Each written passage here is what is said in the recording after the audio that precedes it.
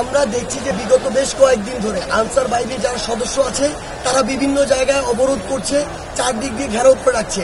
আজকে তারা পুরো সচিবালয় সেই সকাল থেকে শুরু করে আমরা রাত 10টা পর্যন্ত অপেক্ষা করেছি, তারা পুরো ঘেরাও করে রেখেছে। আমরা 16 বছরের ফ্যাসিস্ট সরকার অবসান ঘটিয়েছি, একদিনের জন্য এই সচিবালয় ঘেরাও করিনি।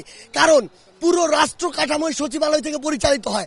আমি যদি এই রাষ্ট্র কাঠামোর গলা চেপে ধরি তাহলে রাষ্ট্র চলবে কিভাবে, আমার ডিসিশনগুলো মেক হবে কিভাবে, আমার পলিসিগুলো বাস্তবায়ন হবে কিভাবে, এগুলো চিন্তা না করে তারা সেই সকাল থেকে শুরু করে রাত 10টা পর্যন্ত চারপাশে এটি অবরোধ করে রেখেছি।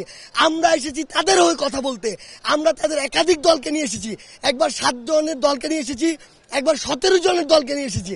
তারা আমাদের সাথেই ছিল, কিন্তু তাদেরকে যখন আমরা বলেছি তাদের অধিকাংশ দাবি মেনে নিয়েছি এবং বলেছি যে এই অভ্যুত্থানের এখনো 20 দিন হয়নি, আপনারা যদি আপনাদের এই দাবিগুলো জানান সমস্যা নেই, এই দাবিগুলো রাষ্ট্রের অবস্থা স্থিতিশীল হওয়ার পরে জানান, অবশ্যই এই দাবি নিয়ে কথা হবে। আপনাদের দাবিগুলো যৌক্তিক যদি হয় আমরা সেগুলো অবশ্যই মেনে নেওয়ার জন্য যা করার আমরা আমাদের পক্ষ থেকে করব। কিন্তু তারা আজকে সকালে এখানে ঘেরাও করেছে, আজকে তাদের সকল দাবি মানতে হবে, হোক যৌক্তিক হোক অযৌক্তিক।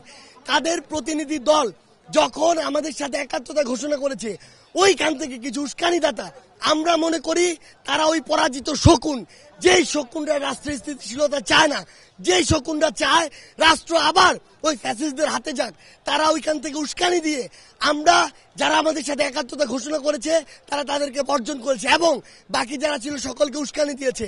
আমাদের কাছে মনে হয়েছে এটি একটি বৃহৎ পরিকল্পনার অংশ।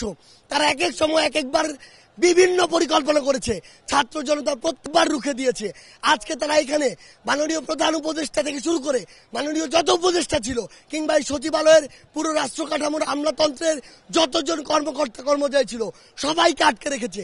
যদি আটকে রাখা হয় তাহলে এই রাষ্ট্র কাঠামো ফাংশন করবে কিভাবে?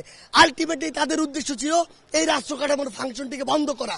কিন্তু তারা ভুলে গিয়েছে যে এই ছাত্র জনতা আজকে থেকে কয়েকদিন আগে 16 বছরের ফ্যাসিস্টকে গলা ধরে নামিয়েছে, পতন করিয়েছে, দেশ থেকে বিতাড়িত করেছে।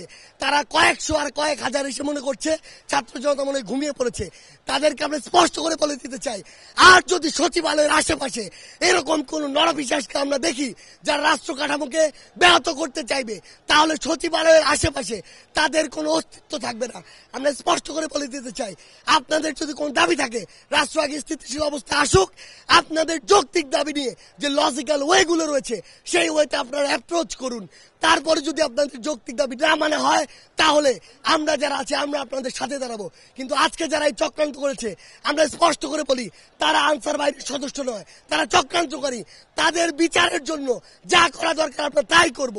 তারা যদি সৎ পথে আমাদের সাথে আলোচনার টেবিলে বসে একটি ফলাফল প্রত্যাশা করত আমরা সহযোগিতা করতাম, কিন্তু তারা যখন আমাদের ভাইদের গায়ে হাত তুলেছে ওদেরকে যেখান থেকে হোক খুঁজে বের করে ওই কালো হাতগুলো ভেঙে দেওয়া সরকারের দায়িত্ব, সকলের দায়িত্ব।